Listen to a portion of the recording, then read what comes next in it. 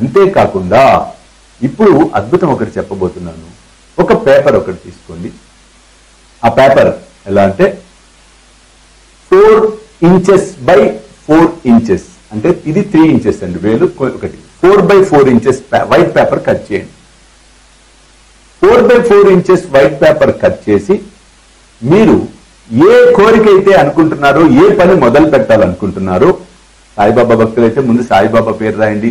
ఇతర దేవీ దేవతల భక్తులైతే మీ ఇష్ట దైవం పేరు పైన ఫస్ట్ రాసి నా సంకల్పం అని మీ కోరికను అందులో రాసి ఇది తప్పకుండా నెరవేరుతుంది అని రాయండి. నెరవేరాలి అని రాయకండి, నెరవేరుతుంది అని చెప్పి 4 folds చేసి దానిని పూజా మందిరంలో పెట్టండి. పెట్టిన తర్వాత ప్రతిరోజు కూడా మీరు మీ ఇష్టదైవాల్ని తలుచుకోండి.